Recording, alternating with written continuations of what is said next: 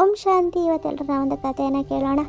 ಯಾವಾಗ ನಾರದ ಬಹಳ ತಪಸ್ವಿ ಮತ್ತು ಭಕ್ತ ಆಗಿರ್ತಾನೆ. ಅವನು ಬಹಳ ತಪಸ್ಸನ್ನು ಮಾಡಿ ತಪಸ್ಸನ್ನು ಮಾಡಬೇಕಾದ್ರೆ ಇಂದ್ರನಿಗೆ ಭಯ ಆಗುತ್ತೆ. ಅವನ ಒಂದು ಸಿಂಹಾಸನ ಅಲ್ಗಾಡುತ್ತೆ.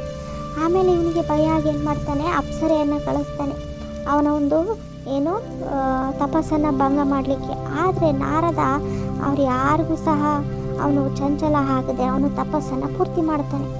ಆಮೇಲೆ ಅವನಿಗೆ ಮನಸ್ಸಲ್ಲಿ ಅನಿಸುತ್ತೆ, ನಾನು ತಪಸ್ಸಿನಿಂದ ಎಲ್ಲವನ್ನು ಗೆದ್ಬಿಟ್ಟೆ ಅಂತ ಹೇಳಿ ಬರ್ತಾನೆ. ಬ್ರಹ್ಮ ವಿಷ್ಣು ಶಂಕರರ ಹತ್ರ ಹೋಗಿ ಅವನ ಸವಾಲನ್ನು ಹಾಕ್ತಾನೆ, ನಾನು ತಪಸ್ಸನ್ನು ಮಾಡಿ ಎಲ್ಲವನ್ನು ಗೆದ್ದೆ ಅಂತ. ಆಗ ದೇವತೆಗಳೆಲ್ಲ ಏನು ಮಾಡ್ತಾರೆ, ಒಂದು ಪ್ಲ್ಯಾನ್ ಮಾಡಿ ಒಂದು ಸುಂದರವಾದಂಥ ಸ್ವರ್ಗದ ಒಂದು ಸೀನನ್ನು ಕ್ರಿಯೇಟ್ ಮಾಡ್ತಾರೆ. ಆಮೇಲೆ ಇವನಿಗೆ ಆ ಒಂದು ಸುಂದರ ಸ್ವರ್ಗದ ಸೀನನ್ನು ನೋಡುವಂಥ ಒಂದು ಆಸೆ ಆಗುತ್ತೆ. ಯಾರಿಗೆ? ನಾರದನಿಗೆ.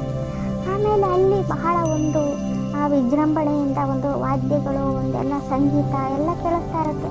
ಆಮೇಲೆ ಅನಿಸುತ್ತೆ ಏನು ಈ ಥರ ಅಂದಾಗ ಹಾಗೆ ಹೇಳ್ತಾರೆ, ಲಕ್ಷ್ಮಿ ಒಂದು ಸ್ವಯಂವರವನ್ನು ಮಾಡ್ಕೊಳ್ಳೋಕ್ಕೋಸ್ಕರ ಬರ್ತಾ ಇದ್ದಾರೆ ಅಂತ. ಆಗ ಲಕ್ಷ್ಮಿಯ ಒಂದು ಸುಂದರತೆ ಎಲ್ಲ ಇಡೀ ದೇವಲೋಕದಿಂದ 3 ಲೋಕನೂ ಸಹ ಕೊಂಡಾಡ್ತಾ ಇರುತ್ತೆ. ಹಾಗೇನು ಮಾಡ್ತಾನೆ, ವಿಷ್ಣು ಹತ್ರ ಹೋಗಿ ಲಕ್ಷ್ಮಿ ನನ್ನನ್ನೇ ಮದುವೆ ಆಗಬೇಕು, ಆ ಥರ ನೀನು ನನಗೆ ಮಾಡಬೇಕು ಅಂತ. ಹಾಗೇನು ಮಾಡ್ತಾನೆ, ನಿನ್ನ ರೂಪವನ್ನು ನನಗೆ ಕೊಡು ಅಂತ. ಆಮೇಲೆ ಏನು ಮಾಡ್ತಾನೆ ನೋಡಿ, ಅದಕ್ಕೆ ಹೇಳ್ತಾರಲ್ವ ಹರಿ ಅಂದಾಗ, ಹರಿ ಅಂದರೆ ಅರ್ಥ ಏನಪ್ಪ ಅಂದರೆ ಆ ತಲೆಯಿಂದ ಕೆಳಗಡೆವರೆಗೂ ಹರಿಯ ರೂಪ ಇರುತ್ತೆ, ಕತ್ತು ಮಾತ್ರ ಮುಖ ಮಾತ್ರ ಕೋತಿ ಥರ ಇರುತ್ತೆ. ಆದರೆ ಇವನಿಗೆ ನಾರದನಿಗೆ ಅರ್ಥ ಆಗಲ್ಲ ನನ್ನ ಮುಖ ಕೋತಿ ಥರ ಇದೆ ಅಂತ. ಆಮೇಲೆ ಅವನೇನು ಮಾಡ್ತಾನೆ, ಬಹಳ ಹೆಮ್ಮೆಯಿಂದ ಆ ಒಂದು ಸಭೆಗೆ ಹೋಗ್ತಾನೆ. ಅದೆಲ್ಲ ನೋಡಿ ನಗ್ತಾ ಇರುತ್ತೆ. ಆದರೆ ಲಕ್ಷ್ಮಿ ವರಮಾಲೆಯನ್ನು ಕೈಯಲ್ಲಿ ಇಟ್ಕೊಂಡಿರುತ್ತೆ. ಅವನು ಅನ್ಕೋತಾ ಇರ್ತಾನೆ, ನಾರದ ಲಕ್ಷ್ಮಿ ನನಗೆ ಹಾಕುತ್ತೆ ವರಮಾಲೆಯನ್ನು ಅಂತ ಏನು ಒಳಗಡೆ ಖುಷಿ ಪಡ್ತಾ ಇರ್ತಾನೆ. ಆದರೆ ಲಕ್ಷ್ಮಿ ಏನು ಮಾಡುತ್ತೆ, ಅವನನ್ನು ಬಿಟ್ಟು ನಾರದ ಅಂದರೆ ಯಾರೋ ನಾರಾಯಣನನ್ನೇ ಅದು ಮದುವೆ ಮಾಡ್ಕೊಳ್ಳುತ್ತೆ. ಆಗ ನಾರದನಿಗೆ ಕೋಪ ಬಂದ್ಬಿಡುತ್ತೆ, ಅಲ್ಲ ಹರಿ ನನಗೆ ನೀನು ಆ ಒಂದು ಸಭೆಗೆ ಹೋಗು ಅಂತ ಹೇಳ್ಬಿಟ್ಟು ಈಗ ಅವನು ಅಂದರೆ ಹರಿನೂ ಸಹ ಬಂದು ಲಕ್ಷ್ಮಿಯನ್ನು ಮದುವೆ ಮಾಡ್ಕೊಂಡ್ಬಿಟ್ರಲ್ಲ ಅಂತ. ಆಮೇಲೆ ಬೇಜಾರು ಮಾಡ್ಕೊಂಡು ಹೋಗ್ತಾ ಇರ್ತಾನೆ.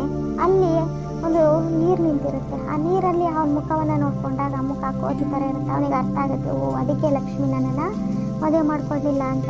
ಹಾಗೆಯೇ ನಾವು ನೋಡಿ, ಬಾಬರವ್ರು ನಮ್ಮನ್ನು ಕೇಳ್ತಾರೆ, ಮಕ್ಕಳೇ ನೀವು ಅಂದರೆ ದೇವತೆಗಳಲ್ಲಿ ಲಕ್ಷ್ಮೀನಾರಾಯಣ ಆಗ್ತೀರಾ, ರಾಮ್ ಸೀತೆ ಆಗ್ತೀರಾ ಅಂತಾಗ ನಾವೇನು ಹೇಳ್ತೀವಿ, ಇಲ್ಲ ನಾನು ಲಕ್ಷ್ಮೀನಾರಾಯಣನೇ ಹಾಕ್ತೀವಿ ಅಂತೀವಿ. ಆದಾಗ ಲಕ್ಷ ನಾವು ಇಟ್ಕೊಳ್ತೀವಿ, ಅದರ ಲಕ್ಷಣ ನಮ್ಮಲ್ಲಿ ಬರೋಲ್ಲ. ಅಂದಾಗ ಲಕ್ಷ್ಮೀನಾರಾಯಣ ಆಗಬೇಕಂದ್ರೆ ಆ ಒಂದು ಲಕ್ಷಣದ ಕಡೆನೂ ಸಹ ನಾವು ಗಮನ ಕೊಡಬೇಕಲ್ವ. ಅದಕ್ಕೆ ಬಾಬರವರು ಪದೇ ಹೇಳ್ತಾರೆ, ಮಕ್ಕಳೇ ನಾನೇನು ಜ್ಞಾನವನ್ನು ಕೊಡ್ತೀನಿ ಅದನ್ನು ಸದಾ ಧಾರಣೆ ಮಾಡ್ಕೊಳ್ಳಿ, ಮನನ ಚಿಂತನೆ ಮಾಡಿ ಬುದ್ಧಿ ರೂಪಿಯನ್ನು ಚಿನ್ನದ ಸಮಾನ ಸ್ವಚ್ಛವಾಗಿ ಇಟ್ಕೊಳ್ಳಿ ಅಂತ. ಲಕ್ಷ್ಮೀನಾರಾಯಣ ಆಗ್ತೀನಿ ಅಂತ ಹೇಳಿದ ತಕ್ಷಣ ಲಕ್ಷ್ಮೀನಾರಾಯಣ ಆಗಲ್ಲ. ನಾವು ಅವರ ರಾಜ್ಯಕ್ಕೆ ಹೋಗ್ಲಿಕ್ಕಾದ್ರೂ ನಾವು ಯೋಗ್ಯರಾಗಬೇಕಂದ್ರೆ ಅದಕ್ಕೆ ತಕ್ಕನ ಹಾಗೆ ಪುರುಷಾರ್ಥವನ್ನು ಮಾಡಬೇಕು, ಮತ್ತು ಅದರ ಕಡೆ ಗಮನನೂ ಸಹ ಇಟ್ಕೋಬೇಕು. ಇವತ್ತಿನ ಕಥೆ ಇಷ್ಟ ಆದಲ್ಲಿ ಲೈಕ್ ಮಾಡಿ ಮತ್ತು ಶೇರ್ ಮಾಡೋದನ್ನು ಮರಿಬೇಡಿ. ಓಂ ಶಾಂತಿ.